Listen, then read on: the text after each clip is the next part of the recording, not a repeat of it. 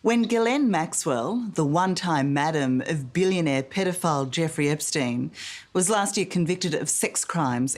In recent years, the entanglement between Prince Andrew and Ghislaine Maxwell has emerged as one of the most contentious issues.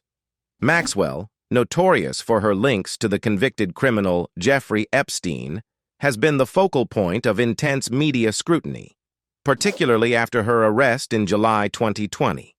This arrest not only magnified the examination of Maxwell's actions, but also illuminated her connections with Prince Andrew.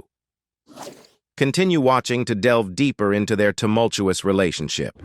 The origins of Maxwell and Andrew's friendship remain somewhat obscure. Despite the lack of concrete details, it is widely acknowledged that Maxwell played a pivotal role in introducing Prince Andrew to Jeffrey Epstein. This introduction marked the beginning of another controversial relationship that has plagued the prince.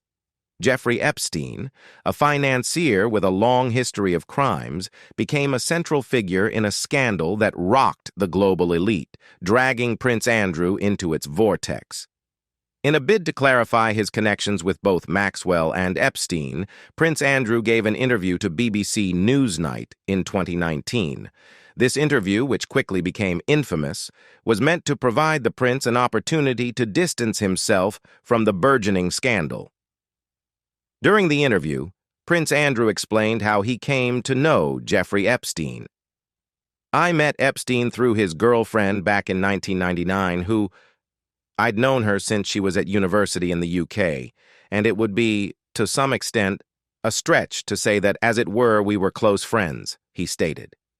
This admission highlighted that Maxwell was the link between him and Epstein, yet he attempted to downplay the closeness of his relationship with both individuals. Prince Andrew further clarified his interactions with Epstein by emphasizing that their meetings were sporadic and mostly circumstantial. "I mean, we were friends because of other people, and I had a lot of opportunity to go to the United States, but I didn't have much time with him," he noted. This remark was an effort to portray his visits to Epstein's properties as incidental rather than deliberate attempts to associate with the disgraced financier. Their association dates back to their university days, and despite the controversies surrounding Maxwell and her connections with Jeffrey Epstein, the bond between her and Prince Andrew persisted long after their time at university. According to reports from The Independent, Prince Andrew and Ghislaine Maxwell remained close friends for many years, often seen together at various social events. They were frequently photographed at friends' weddings and popular London nightclubs, enjoying the vibrant social scene. This visible camaraderie painted a picture of a lasting and seemingly unshakable friendship. Adding another layer to their relationship, the Evening Standard, as cited by Vanity Fair, reported that Prince Andrew and Maxwell occasionally traveled together. Their shared experiences and appearances at numerous events underscored a relationship that was not merely casual, but rather deeply entrenched in their social lives.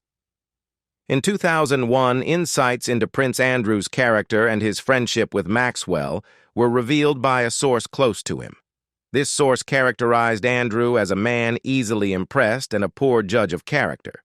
The source remarked, "Andrew's a very poor judge of character, easily impressed. He's gone from this couch potato to man about town, with nothing better to do than go from one holiday to the next." This depiction suggested that Maxwell, with her social prowess, might have played a significant role in shaping Prince Andrew's public persona during that time. The infamous BBC interview in 2019 brought Prince Andrew's associations with Maxwell and Epstein into sharper focus. During the interview, Prince Andrew claimed that he had severed ties with Epstein in 2010. However, his relationship with Maxwell continued until the full extent of the Epstein scandal became public. When questioned about Maxwell's involvement with Epstein, Prince Andrew distanced himself from her troubles, stating, "If there are questions that Ghislaine has to answer, that's her problem, I'm afraid." This response indicated a clear attempt to separate himself from the legal and moral quagmire surrounding Maxwell and Epstein. Ghislaine Maxwell's visits to Prince Andrew at Buckingham Palace add another layer to their controversial friendship, one that has intrigued and perplexed royal observers and the public alike. These visits, detailed by various sources, paint a picture of a relationship that went beyond social events and extended into the very heart of the British monarchy's seat of power. Maxwell, who traveled from New York to London, reportedly made several visits to Buckingham Palace to see Prince Andrew. According to a royal observer who spoke with Vanity Fair, these visits were likely well received. The observer noted that Maxwell was considered a good organizer of social outings, particularly to nightclubs, and always had a vibrant, fun group of people around her. This aspect of Maxwell's personality and her ability to inject energy into social gatherings may have contributed to her being a welcome presence at the palace. One former royalty protection officer provided a particularly striking account of Maxwell's ease of access to Buckingham Palace. Speaking to Vanity Fair, the officer recalled how Maxwell would just breeze into the palace like she was one of the royal family. This casual and frequent access was seen as unusual, especially considering Maxwell's background. Her father, Robert Maxwell, was a disgraced media tycoon whose fall from grace should have, in theory, made his daughter a less desirable acquaintance for the royal family.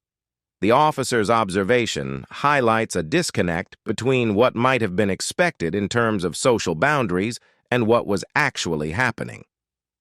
When Prince Andrew visited New York City in 2010, his trip became a focal point of controversy due to an infamous photograph of him walking with Jeffrey Epstein in Central Park. This image, published by the Daily Mail, starkly highlighted his continued association with Epstein, despite Epstein's previous conviction for offenses. However, this notorious photo is just one part of a more complex and revealing narrative. During the same visit, Prince Andrew was also seen with Ghislaine Maxwell, further entangling him in the web of Epstein's close associates. According to the New York Post, Prince Andrew and Maxwell were spotted having lunch at the popular Madison Avenue restaurant Nello. The sighting was notable not only because of their high-profile status, but also because they were seen holding hands, a gesture indicating a level of intimacy and comfort in their relationship. Interestingly, they reportedly left the restaurant separately, which could suggest an attempt to avoid drawing further attention to their meeting. This connection between Maxwell and Prince Andrew in 2010 was confirmed by Annette Witheridge, a reporter at the time who had a keen interest in capturing a photograph of Prince Andrew during his New York stay. Witheridge's strategy involved staking out Maxwell's apartment, operating under the assumption that Prince Andrew, given his long-standing friendship with Maxwell, might be staying with her. As she recounted to Vanity Fair, "They're old friends. He would be staying with Ghislaine." This assumption underscores the perceived closeness of their relationship and suggests that it was well known among those following their social circles. The renewed focus on the connection between Ghislaine Maxwell and Prince Andrew has sparked intense public and media interest once again. This resurgence in attention is closely tied to recent legal developments that have brought their controversial relationship back into the spotlight. In December 2021, a New York jury found Maxwell guilty of trafficking charges, concluding that she had played a key role in grooming minors for Jeffrey Epstein. This conviction has significant implications, with Maxwell facing up to 65 years in prison when sentenced.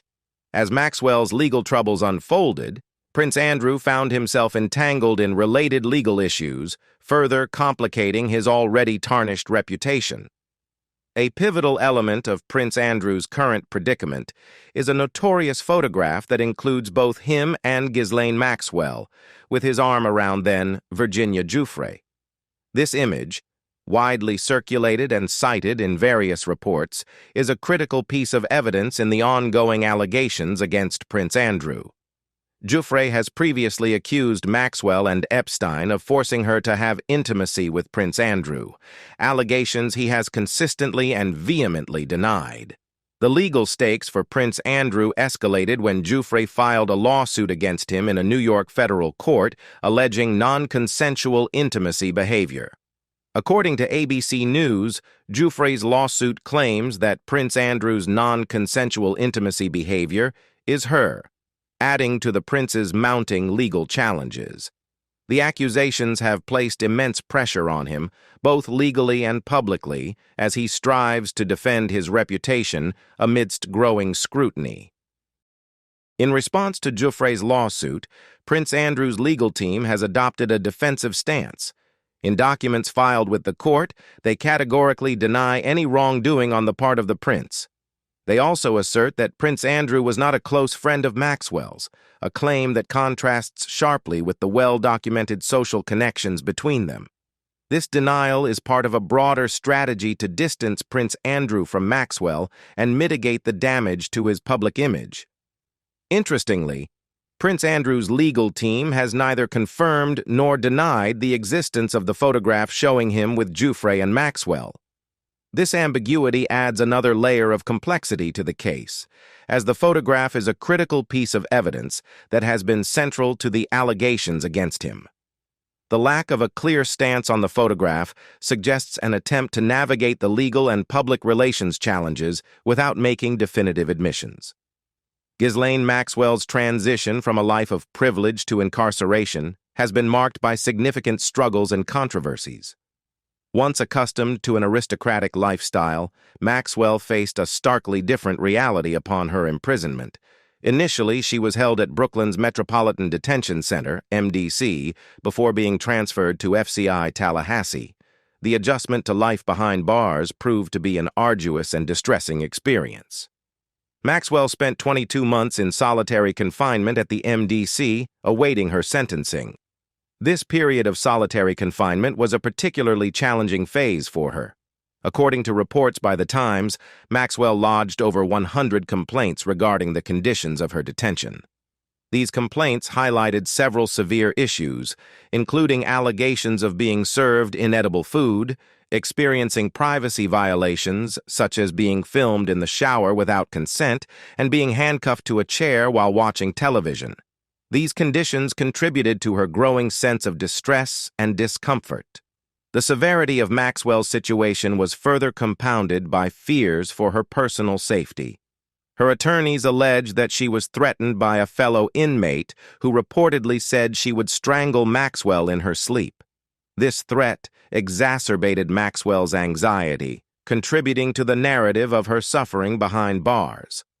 Her attorneys also claimed that the prison's constant lighting in her cell and the frequent checks, where a torch was shown in her eyes every 15 minutes, were intended to prevent her from attempting suicide, similar to the fate of her former partner, Jeffrey Epstein. Prosecutors responded to Maxwell's complaints by asserting that some of her difficulties were self-inflicted. Court documents obtained by Business Insider revealed that the prison staff had noted Maxwell's cell was frequently in a very dirty state. The staff reportedly had to ask Maxwell to organize her cell and noted issues such as failing to flush the toilet after use, which contributed to unpleasant odors. These allegations painted a picture of Maxwell as not adhering to the basic standards of cleanliness and order expected within the prison environment. After her sentencing to 20 years in prison for 5 federal charges related to intimacy trafficking, Maxwell was transferred to FCI Tallahassee. This transfer marked a new phase in her incarceration. FCI Tallahassee, known for housing female inmates, presented a different environment compared to the solitary confinement conditions at MDC Brooklyn. The transition to FCI Tallahassee offered Maxwell a new set of challenges as she continued to adjust to the realities of prison life.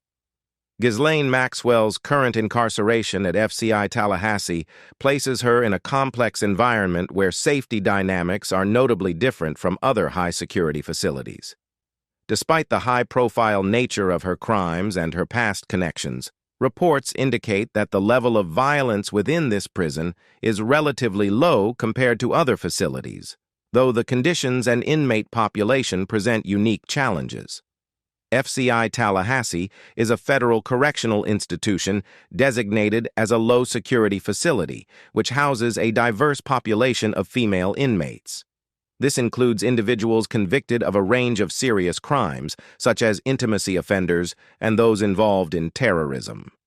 One of the notable inmates at FCI Tallahassee is Colleen LaRose, also known as Jihad Jane, who was sentenced to 10 years for conspiring to provide material support to terrorism and other related charges. The presence of high-profile and potentially dangerous inmates like LaRose adds a layer of complexity to Maxwell's situation. Despite this, reports from the Zukis Consulting Group, ZCG, suggest that the overall level of violence within the prison is relatively low. The ZCG's insights indicate that while the facility houses inmates who might typically be considered high risk, the general atmosphere is one of moderated safety. Inmates have recounted that, despite the presence of individuals convicted of serious crimes, the level of violence is managed effectively by the staff. One inmate mentioned, "There is no violence. I have never felt unsafe," suggesting a sense of relative security among the population. Another inmate described the safety at FCI Tallahassee as a 5 to 7 out of 10, indicating that while the environment is not completely devoid of risk, it is relatively controlled. The low level of violence may be attributed to the facility's operational management and the protocols in place to mitigate potential conflicts. The staff at FCI Tallahassee are reportedly skilled in handling the inmate population, contributing to the overall safety of the facility. The prison's design and operational approach allow for a high degree of movement within the inmate population.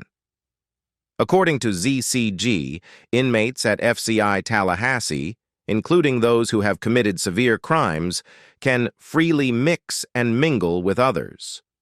This unrestricted movement is coupled with a general indifference towards informants and other potentially vulnerable individuals. As described by an inmate, everybody can walk, even women who harmed their children or other people's children. Nobody cares. This open access within the prison reflects a dynamic where social interactions are less regulated compared to more restrictive environments.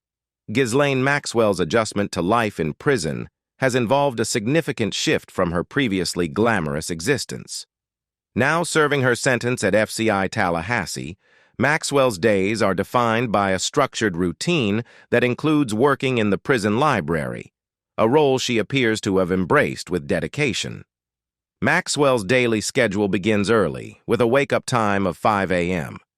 Her breakfast typically consists of simple, modest fare such as grits, toast, or oatmeal, reflecting the stark contrast between her previous aristocratic lifestyle and her current circumstances. Following breakfast, she spends a considerable portion of her day working in the prison library, dedicating up to 6 hours each day to this role. Her work in the library has become a notable part of her prison life. According to the Daily Mail, Maxwell has taken on the task of recommending books to her fellow inmates, particularly focusing on history and other literature. Her knowledge and interest in books have been well received, and she has developed a reputation for being helpful and approachable. An insider reported that, so far there have been no complaints about her, indicating that her behavior has been positive. Maxwell is described as polite and well-behaved, and she adheres to her work schedule consistently. Her willingness to assist inmates in finding the books they need has further endeared her to those around her, with the general consensus being that she's a nice lady. This positive feedback marks a significant shift from the challenging experiences Maxwell faced early in her incarceration.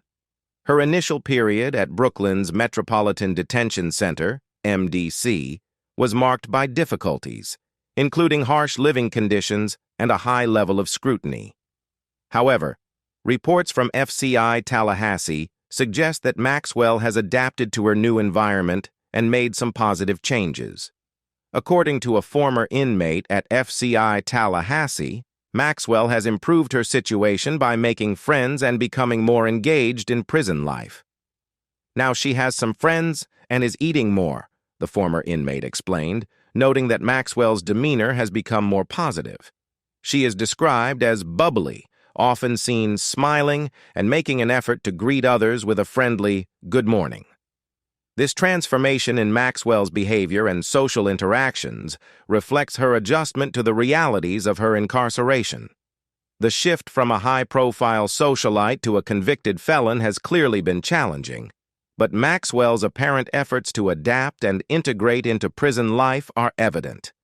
Her engagement in the library and the positive changes in her behavior suggest that she is working to create a more comfortable and constructive environment for herself within the constraints of prison life. What do you think about the secret relationship between Prince Andrew and Ghislaine Maxwell? Leave us your comments in the section below. We hope you have found this helpful video. Don't forget to leave a like, share, and subscribe to the channel if you like it. Thank you for watching this and see you in the next videos. Goodbye.